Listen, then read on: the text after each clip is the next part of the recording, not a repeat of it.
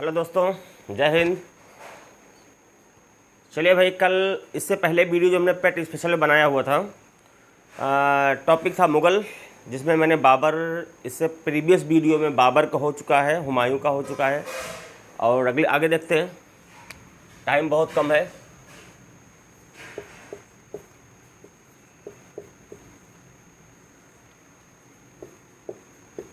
अगला टॉपिक हमारा है शेर शाह सूरी। ध्यान दीजिएगा, इसका जन्म है 1486। कहाँ पे हुआ था? सासाराम में, बिहार, सासाराम बिहार।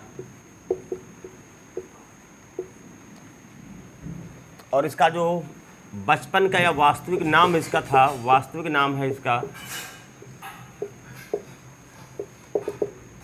फरीद। तो वास्तविक नाम है फरीद।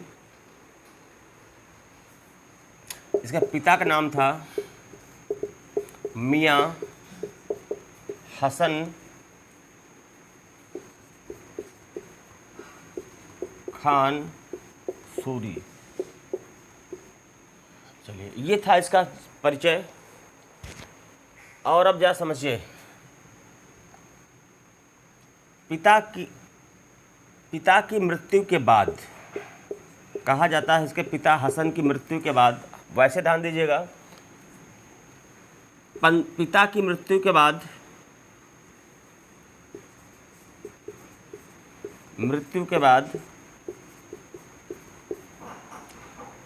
1522 में शेर शाह ने बिहार के सूबेदार थे, आज की भाषा में गवर्नर कह सकते हैं, नाम था बहार खान लोहानी। इसने इनके यहाँ नौकरी कर लिया। किसने? फरीद ने या शेर शाह सूरी ने। किसके यहाँ? बिहार के सूबेदार बहार खान लोहानी के यहाँ। इससे पहले समझिए, इसका जो पिता थे हसन खान सूरी, इनको जौनपुर के सूबेदार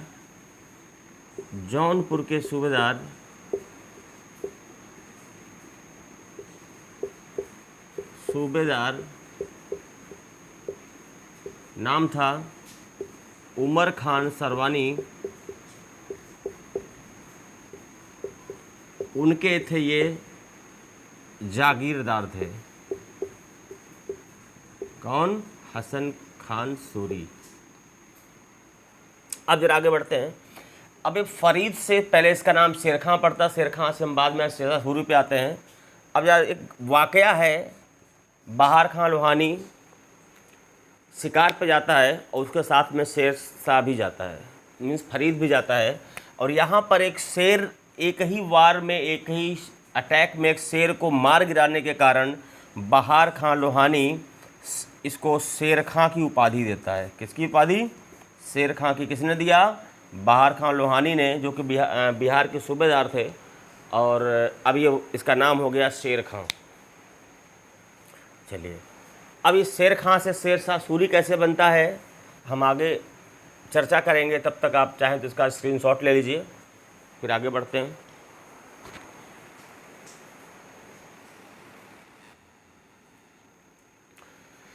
चलिए, अब आगे देखते हैं। जिससे पहले मैंने आपको पढ़ाया था बाबर मैंने लिखाया था 1526 में पानीपत का प्रथम युद्ध, 1527 में खानवा का युद्ध, और 1528 में चंदेरी का युद्ध, और 1529 में घाघरा का युद्ध। क्या समझिए, जब 1500 पहले कुछ समय तक ये बाबर की सेवा में रहा, 1529 में चंदेरी का जब युद्ध हुआ था, उसमें शेर शाह सूरी जो है बाबर की तरफ से लड़ा था। अब आते हैं जरा चौसा का युद्ध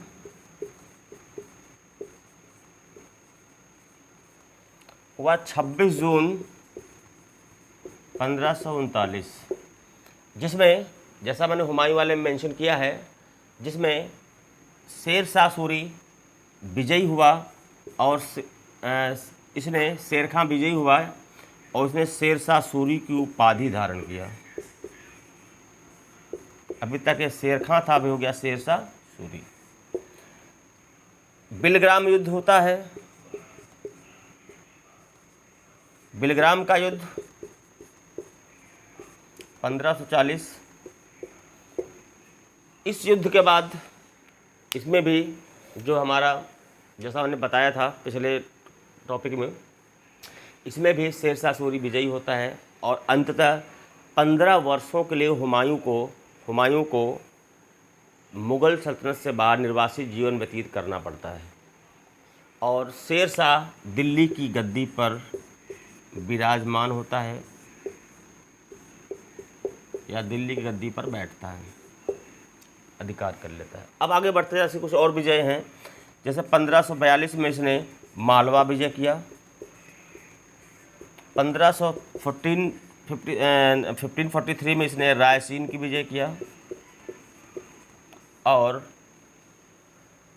1545 में ये कालिंजर, जो कि बुंदेलखंड में है, जो कि अजय किला माना जाता था, कालिंजर के किले का घेरा डाला, किले का घेरा डाला और करीब 6 माह तक घेरा डाले रहा। फाइनली इसको किले पर आक्रमण करना पड़ता है और किले की दीवार इतनी मजबूत थी, उसको तोड़ने के लिए शेर शाह सूरी क्या करता है, तोप का यूज करता है। कई बार पूछा गया है शेर शाह सूरी ने कालिंजर किले में कौन सी तोप का प्रयोग किया था। तोप का नाम था उक्का नामक तोप का प्रयोग किया और वो उसे खुद ही चला रहा था। और फाइनली होता क्या है, एक जब ये फायर करता तोप से, एक गोला यूं जाता दीवार, किले की दीवार से टकराता है और वापस होके उसके बगल में रखे जो विस्फोटक हैं उसी पे गिरता है और विस्फोट होता है, जिससे वो बुरी तरह से ज़ख्मी हो जाता है शेर शाह सूरी।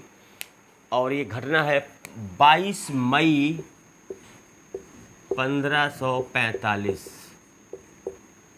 और उसी दिन इसकी मृत्यु हो जाती है।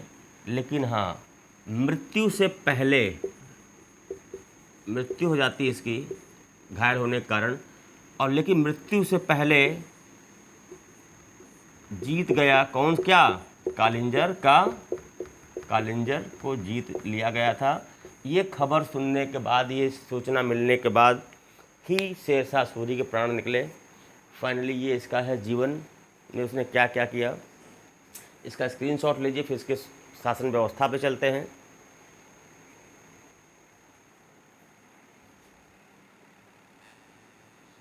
चलिए इसकी शासन व्यवस्था पे चला है हम लोग।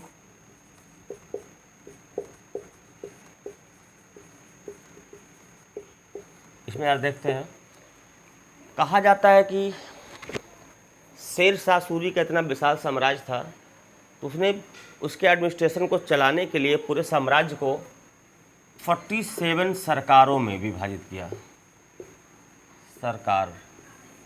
सरकारों में विभाजित किया, जिसका मुखिया सिकदार कहलाता था, जिसका हेड होता था सिकदार कहलाता था। और आज की भाषा में सरकार की तुलना हम आधुनिक जिलों से कर सकते हैं।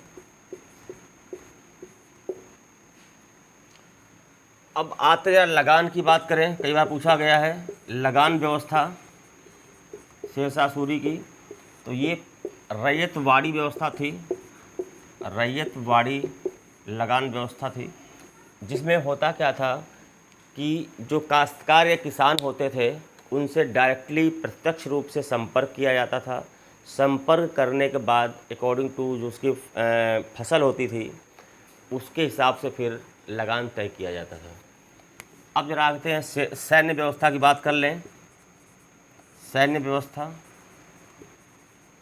जो बहुत पूछा जाता है, जैसा कि आपने पढ़ा होगा, आप लोगों को मैंने पढ़ाया भी है पुराने सेशन में, कि अलाउद्दीन खिलजी ने सैनिकों को आइडेंटिफाई करने के लिए, उनको चिन्हित करने के लिए, पहचानित करने के लिए दाग ए चेहरा प्रथा की शुरुआत किया था अलाउद्दीन खिलजी ने।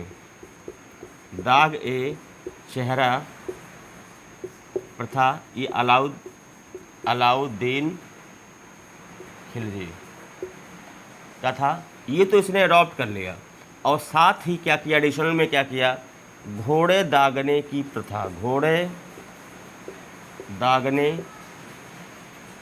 की प्रथा की शुरुआत किया।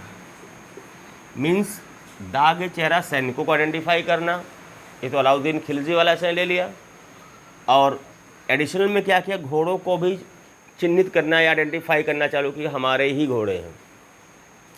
अब आगे देखते हैं, अच्छा मुद्रा की बात कर लें।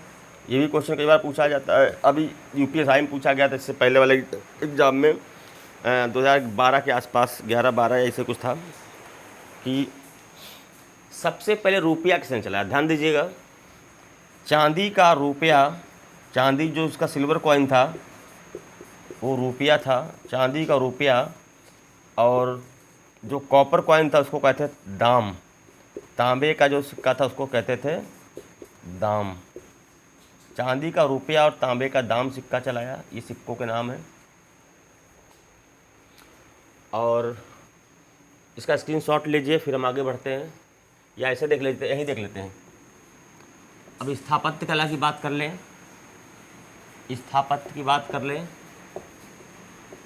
मीन्स आर्किटेक्चर की बात करें। दिल्ली का पुराना किला, पुराना किला,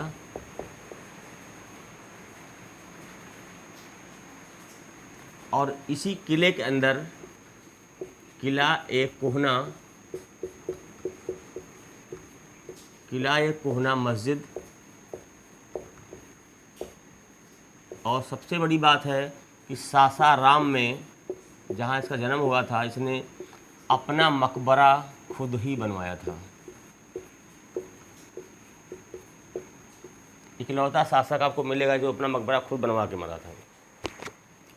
अब जरा बात कर लें यातायात की बात।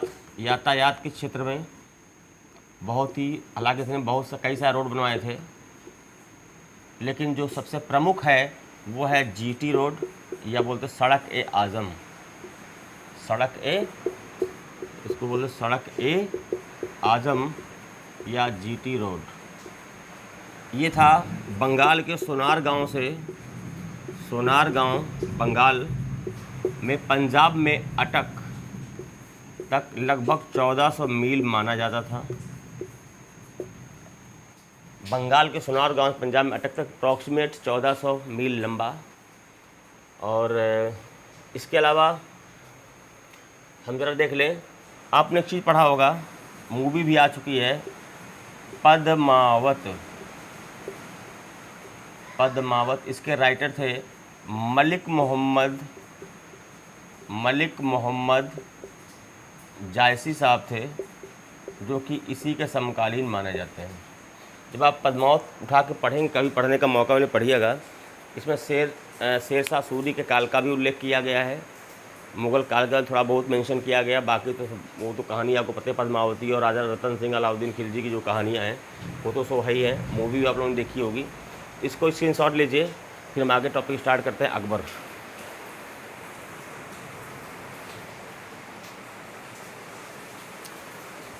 अगला टॉपिक हमारा है अकबर का। अकबर पे आते हैं। या इसका जन्म देखिए, इसका जन्म है 15 अक्टूबर 1542 अमरकोट के किले में, अमरकोट का किला और राणा वीरसाल का महल है, वीरसाल के महल में। और साथ ही साथ एक चीज़ और देखिएगा यहाँ पे महल में, इसकी माँ का नाम था, माता का नाम हमीदा बानो। जैसा कि आपको पता होगा, पिता तो सब जानते हो, पिता हुमायूं थे।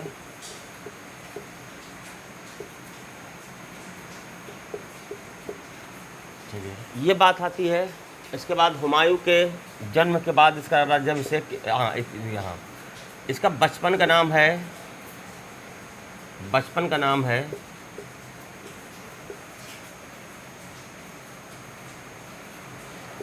बदरुद्दीन। ध्यान दीजिएगा, जब ये पैदा हुआ था उस दिन थी पूर्णमासी थी, और इसका नाम इसी रखा गया। बदरुद्दीन मतलब होता है धर्म की पूर्णिमा, धर्म की पूर्णिमा।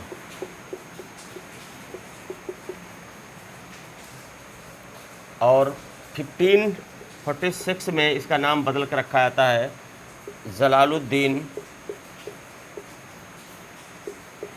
जलालुद्दीन मोहम्मद अकबर। और इसका जो राज्याभिषेक है,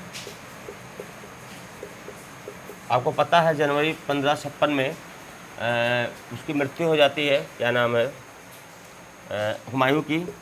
इसका जो राज्याभिषेक है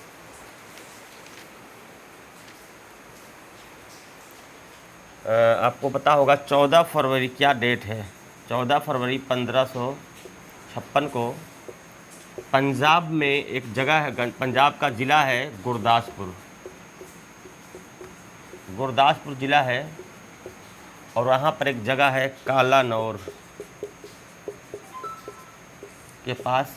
और बैरम खां इसका संरक्षण था, क्योंकि वो छोटा था, लगभग 13.5 साल का था ये। बैरम खां के संरक्षण में इसने अपना राज्याभिषेक कराया,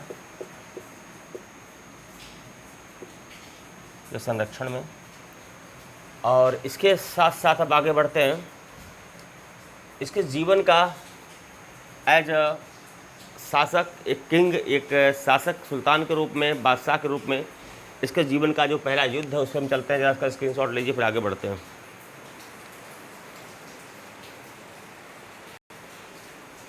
चलते आगे देखते हैं। इसके जीवन का जो एज अ सुल्तान शासक, इसका जीवन का जो पहला युद्ध है वो पानीपत का द्वितीय युद्ध है, जो कि डेट है 5 नवंबर 1556। क्योंकि आपको पता ही है कि ये जो दौर है अकबर का संरक्षण काल का दौर है। चूँकि उम्र में छोटा था और बैरम खान के संरक्षण में शासन कर रहा था, नाम इसका था, बाकी काम सारा बैरम खान का था। तो ध्यान दीजिएगा, ये बैरम खां के नेतृत्व में मुग़ल सेना और हेमचंद विक्रमादित्य, जिसको हम लोग हेमू भी कहते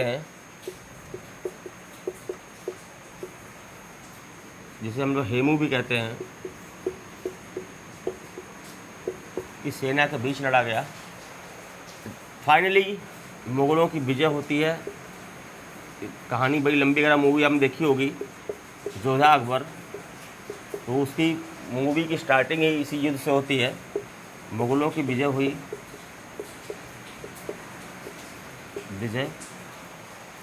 और जैसा कि आपको पता होगा ये किस्मत की बात थी, ये जीत गए लोग, नहीं तो हारने के प्रबल चांस थे। लेकिन खैर बैरम खां की नीति थी कि इसकी हेमू की आंखों पर निशाना लगाया जाए, और जैसा कि इसी प्रयास में क्या होता है कि एक तीर हेमू की आंख में जाकर लग जाता और हेमू हाथी से नीचे गिर जाता। फाइनली कहानी सबको पता है। अब आगे बढ़ते हैं जरा, फिर हम चले अकबर के शासनकाल को 3 पार्ट में डिवाइड किया जाता है। एक तो वो दौर है जब अकबर बैरम खां के संरक्षण में शासन करता है। जब बैरम खां के संरक्षण से मुक्त होता है तो हरम या राजमहल, या जो राजमहल की स्त्रियां हैं, उसकी दादी, मम्मी, जीजी वगैरह, उनके प्रभाव से मुक्त नहीं हो पाता। 2 साल उनके प्रभाव में निर्णय लेता है, और 1562 के बाद तब वो स्वतंत्र निर्णय लेना चालू करता है कि मैं सुल्तान हूँ, मैं बादशाह, मैं ही निर्णय लूँगा। तो ऐसा है कुछ। तो ध्यान दीजिएगा, इसके शासनकाल को 3 भागों में बांटा गया है। पहला आपका है संरक्षण काल, मीन्स बैरम खां के संरक्षण में।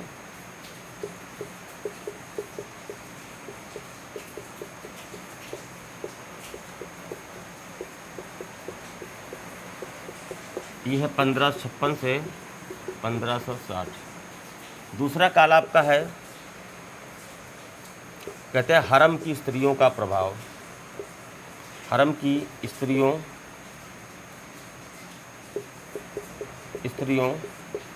का प्रभाव, ये आपका है 1560 से 1562 का। और इसी काल को ध्यान दीजिएगा, इसी काल को इतिहासकार लेनपूल साहब ने कहा है, इतिहासकार लेनपूल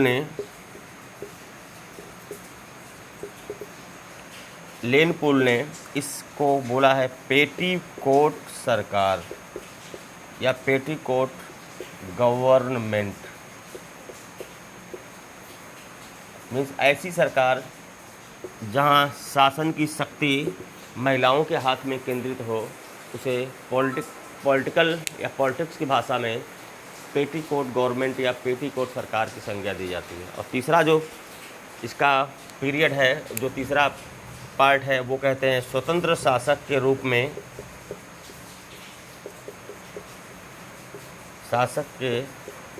में, वो है 1562 से लेकर 1605, जब तक वो जिंदा रहा है।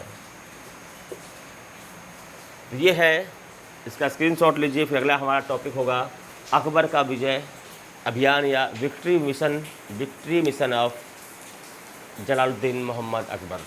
स्क्रीनशॉट लीजिए, आगे बढ़ते हैं। चलिए देखते हैं। और हाँ, यहाँ पर हम सारे विजय अभियान नहीं पढ़ाएंगे, जो इम्पॉर्टेंट है, जो मेन है, जहाँ क्वेश्चन बनने की संभावनाएं हैं, वहाँ पे लेकर चलेंगे। नहीं तो टॉपिक बहुत लंबा हो जाएगा और पेट में इतना आना नहीं है। पहला आपका है मालवा विजय। मालवा विजय ये आपका 1561। जैसा कि मैंने आपको बताया था, पहला कार्यकाल था उसका बैरम खां का संरक्षण में 1556 1560। इस 4 सालों में इसको अकबर को बैरम खां खिलाफ महिलाओं ने इतना ज़्यादा भड़काया कि लास्ट में क्या होता है, अकबर आजिज़ आकर के बैरम खां के सामने 3 शर्तें रखता है। पहली शर्त रखता है कि सम्राट के या शासक बादशाह के गुप्तचर मामलों का सलाहकार और खुफिया सीक्रेट मामलों का सलाहकार, और दूसरा कहता है कालपी या चंदेरी की सूबेदारी, और तीसरा ऑप्शन देता है कि मक्का मदीने की हज यात्रा। तो ऐसा एहसास होता है बैरम खां की, अब ये बड़ा हो गया, अब इसको हमारी ज़रूरत नहीं है, क्योंकि मैं सुल्तान या बादशाह के संरक्षक गार्जियन के रूप में मैंने काम किया है और केयर टेकर के रूप में काम किया है, तो अब मैं छोटे ओहदे पे काम नहीं करूँगा। ऐसा सोच कर उसने कहा साहब हमको हज पे भेज दो। और जब ये हज जा रहा होता, उस ज़माने में कोई प्लेन तो था नहीं, फ्लाइट बैठे चले गए मदीना मक्का। उस समय क्या होता था, लोग बाई रोड या बाई सी, कुछ जो ट्रैवल होता था बाई रोड होता था, बाई सी होता था। रास्ता गुजरात के पाटन से होकर जाता था। जब ये गुजरात के पाटन में जा रहा था, पाटन पहुंचा ही था, तो वहीं पे अफ़गानों के झुंड ने इसकी हत्या कर दिया। इतने समझिए, अफ़गानों के झुंड ने इसकी हत्या कर दिया। और खैर कहानी ख़त्म हो जाती है। बाकी कहानी के लिए ज़्यादा समय है नहीं फ़िलहाल के लिए। अकबर को तब पता चलता है बैरम खां की हत्या हो गई जब उसकी विधवा सलीमा बेगम अकबर के दरबार में अपने पुत्र अब्दुल रहीम को लेके आती है, तो अकबर को पता चलता है कि यार बैरम खां की हत्या भी हो चुकी है। खैर, बैरम खां के पतन के बाद अकबर की पहली विजय है ये। यहाँ का शासक था बाज बहादुर, पराजित हुआ और अकबर का इस पे अधिकार हो गया। ध्यान दीजिएगा, बैरम खां के पतन के बाद अकबर की पहली विजय। बैरम खां के पतन के बाद अकबर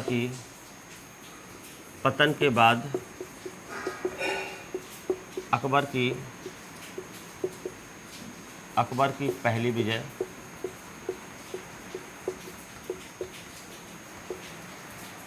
दूसरा है हमारा, इसके बारे में कभी डिटेल बताऊंगा, बड़ी अच्छी कहानियाँ हैं इसके बारे में। दूसरा है आमेर विजय, 1563 माना जाता है इसके बारे में। यहाँ के शासक थे भारमल या बिहारी मल, आपको अलग अलग नाम मिलेंगे इसके। इसने अकबर की अधीनता स्वीकार कर लिया, बिना युद्ध लड़े ही अधीनता स्वीकार कर लिया। और ये पहला राजपूत था अकबर की अधीनता स्वीकार करने वाला। क्वेश्चन कई बार पूछा गया है। और इसी के बाद आपको पूरी कहानी पता होगी कि लड़की का ब्याह किया जोधाबाई का अकबर से, दुनियादारी कहानियाँ वो अलग बात है। और अपने पुत्र भगवान भारमल ने क्या किया, अपने पुत्र भगवान दास और अपने पौत्र मान सिंह को अकबर के दरबार में भेजा, अकबर की सेवा में।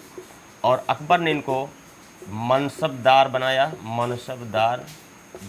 अपने दरबार में। मनसबदार एग्जैक्टली देखा सैन्य अधिकारी होते थे, ये अलग टॉपिक है। जब मैं पढ़ाऊँगा मुगलकालीन शासन व्यवस्था प्रशासन तो वहाँ मैं बताऊँगा, डिटेल में दूँगा।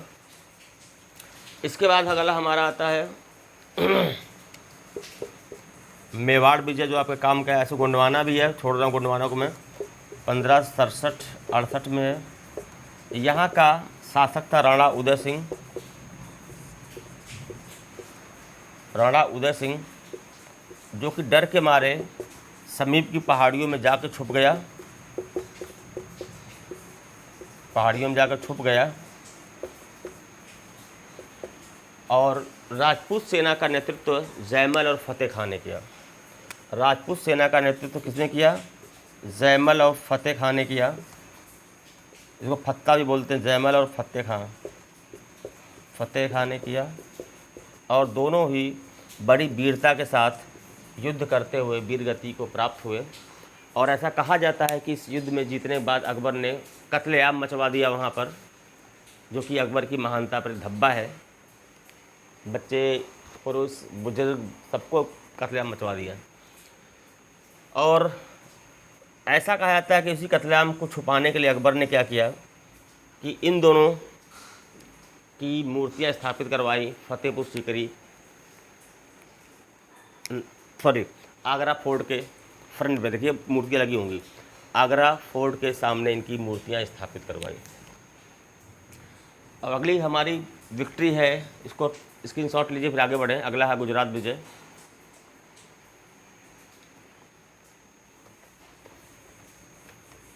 टाइम ज़्यादा नहीं है, टॉपिक को आज इस वीडियो में कवर करना है। अगला हमारा है गुजरात विजय। गुजरात विजय 1572, कहीं 72 मिलता है और कहीं पर आपको 73 मिलता है।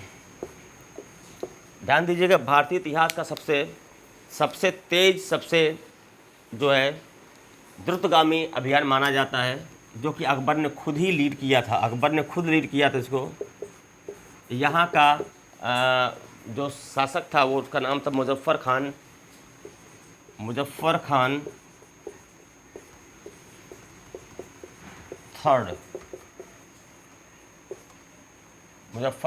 थर्ड।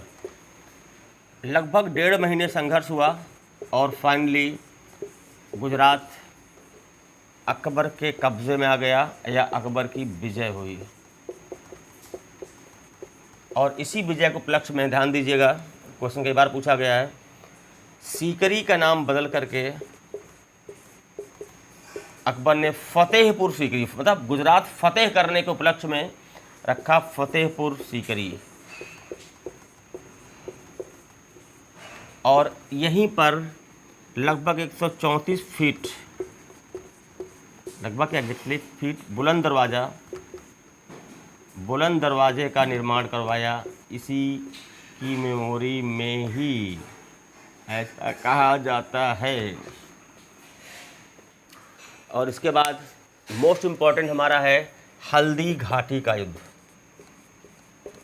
हल्दी घाटी का युद्ध 18 जून 1576। जैसा कि आपको पता है, ये अरावली पहाड़ी की चोटी थी, हल्दी चोटी पर लड़ा गया, हल्दी नामक चोटी पर लड़ा गया। ये था मुगल मानसिंह बीसी में थे, नेतृत्व कर रहे थे मुगल सेना का, मुगल सेना और राणा प्रताप की सेना।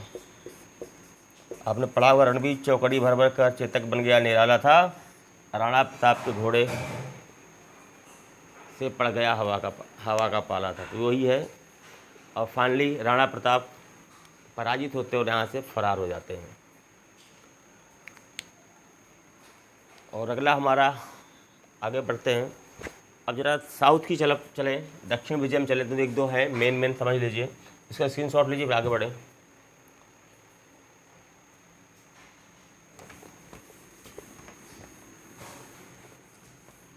साउथ की बात करें, दक्षिण तरफ, तो हम बहुत डिटेल में नहीं जाएंगे।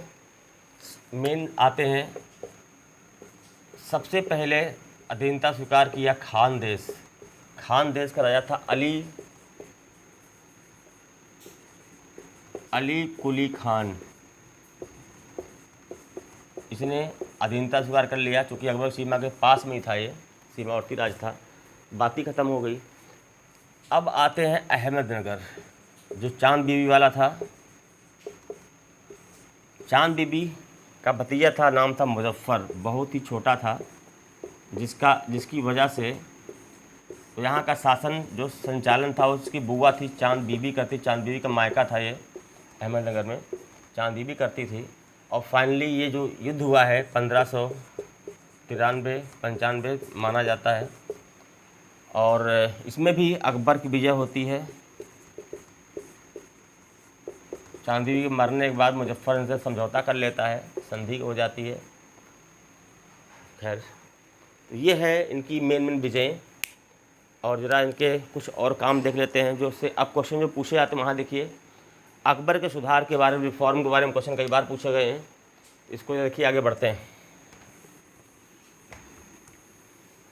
अकबर के रिफॉर्म की बात अगर करें हम, थोड़ा मैं जल्दी में हूँ क्योंकि टॉपिक बहुत ज़्यादा लंबा है और समय आज 9 हो गई है, 15-16 बच्चों के एग्ज़ाम लगे हुए हैं, लिहाजा हम थोड़ा सा स्पीड में भी हैं ताकि आपको कंटेंट ज़्यादा मिल सके। सुधार की बात करें तो पहला है 1562 में अकबर ने युद्ध बंदियों को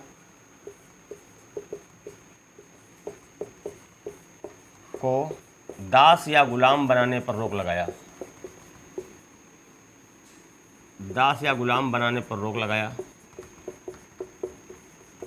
और 1563 में हिंदू तीर्थ यात्रा कर को समाप्त किया, क्योंकि तीर्थ जाने पर टैक्स देना पड़ता था, कर को समाप्त किया। 1564 में जो कि सबसे विवादित कर रहा है, जजिया कर को समाप्त किया, कर को समाप्त किया। 1575 में फतेहपुर सीकरी में इबादत खाने का निर्माण कराया। अगर आप अगर कभी फतेहपुर सीकरी देखे हों तो आपको वहाँ पे समझ में आएगा, इसका इबादत खाना जहाँ इबादत या पूजा करता था। इसकी अंदर जो स्थापत्य कला आप देखेंगे, वहाँ पर आपको हिंदू शैली, इस्लामिक शैली और ईसाई तीनों प्रमाण मिलेगा। क्रॉस जो बना है ईसाई शैली का है, और जो मेहराब है, आर्क है, इस्लामिक शैली का होता है। और जो कॉर्नर्स आप देखेंगे, जो कॉर्नर हैं, जैसे मंदिर ऐसे होता है, जो ऊपर ऐसे ऐसे ऐसे ऐसे, इसको उल्टा कर दीजिए तो ऐसे ऐसे ऐसे करके है, तो इस्लामिक हिंदू शैली का है। तो आपको तीनों चीज़ें मिलेंगी यहाँ पे इबादत खाने में।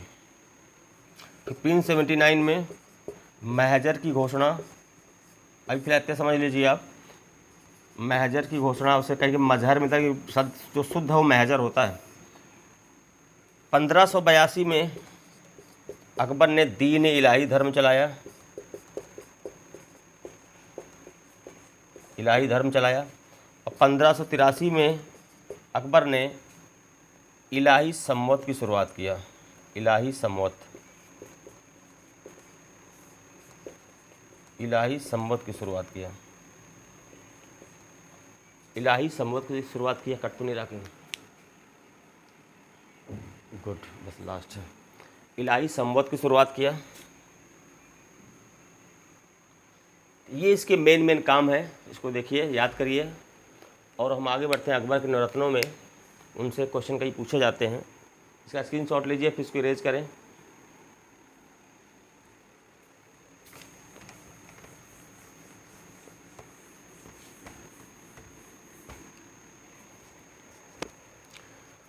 देखिए, जैसे बीरबल है, बीरबल इनका वास्तविक नाम था महेश दास। दीन इलाही स्वीकार करने वाले पहले हिंदू या पहले राजपूत, पहले हिंदू, पहले हिंदू। अब आते हैं तानसेन पे। तानसेन का वास्तविक नाम था रामतनु पांडे, रामतनु पांडे।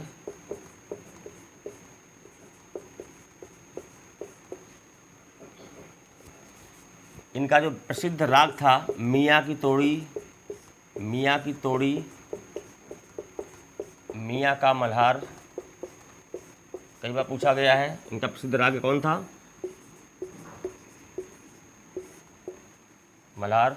और इनको उसने दिया था, अकबर ने जो उपाधि दिया, कंठार भर वाणी विलास की उपाधि दिया था। और ये जो है ग्वालियर घराने से, गायकी घराने होते हैं, यहाँ घराना कई बार पूछा गया, ग्वालियर घराने से संबंधित थे। अब तीसरे आ जाएं। अभी हम नवरत्नों की बात करते हैं, जहाँ से क्वेश्चन बनता है उत्तर लिखाऊंगा मैं पूरा। रहीम दास, जैसा मैंने बताया, बैरम खां के पुत्र, बैरम खां के पुत्र और अकबर के मानस पुत्र थे। और इनको खान खाना की उपाधि दिया था, खान खाना की उपाधि दिया था अकबर ने। और इनका पूरा नाम है अब्दुल रहीम खान खाना, अब्दुल रहीम खान खाना।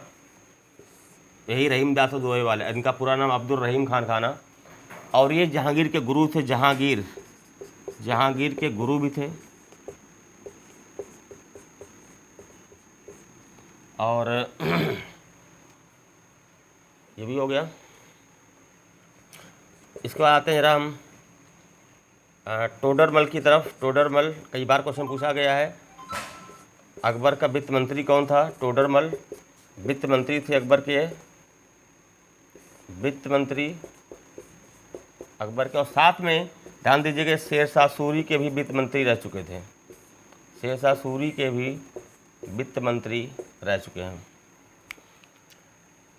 4 हो गए। अब आते हैं, इसका स्क्रीनशॉट लीजिए, आगे बढ़े। अगला हमारा है अबुल फजल, अबुल फजल।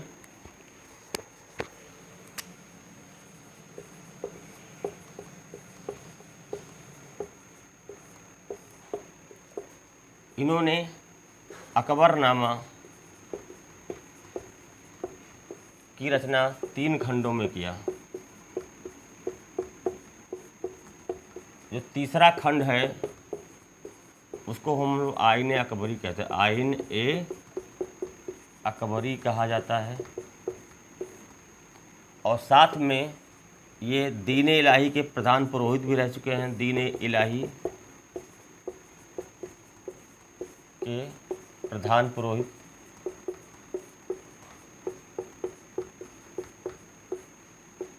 और एक चीज़, 1599 में जब जहांगीर ने विरोध किया था, विद्रोह किया था इलाहाबाद में, तो अबुल फजल को भेजा था अकबर ने उसको समझाने के लिए। लेकिन करता क्या है, मुबारक नामक युवक को भेज करके इनकी हत्या करा देता है जहांगीर। ठीक, ये है। अब आइए जरा फैज़ी साहब की तरफ आते। फैज़ी, फैज़ी ये अबुल फजल के बड़े भाई। ठीक, और मुल्ला दो प्याजा नाम पर सुना ही है। ये मेन जहाँ से क्वेश्चन बनते हैं, बाकी तो कोई मतलब नहीं। भगवान दास भी है, मान सिंह भी है, हकीम हुकाम भी है, कोई मतलब नहीं इन सब चीज़ का। इसका टॉपिक ये है आपका हो गया शेरशाह सूरी और अकबर, ये मेन पॉइंट्स हैं जो आपसे पूछे जा सकते हैं। फिलहाल हाल फिलहाल पेट के लिए मैं बता रहा हूँ। और इसके बाद अगला टॉपिक हमारा होगा जहांगीर का, वो अगले वीडियो में होगा। अगला टॉपिक हमारा है जहांगीर, जो कि वो अगले वीडियो में होगा। इसका शासनकाल है 1505 से लेकर 1527। चलिए, आप लोगों से हमारा एक निवेदन है, अगर ये सेशन आपको अच्छा लगा हो, ये वीडियो आपको अच्छा लगे तो प्लीज़ लाइक करें, सब्सक्राइब करें, अपने मित्रों में शेयर करें।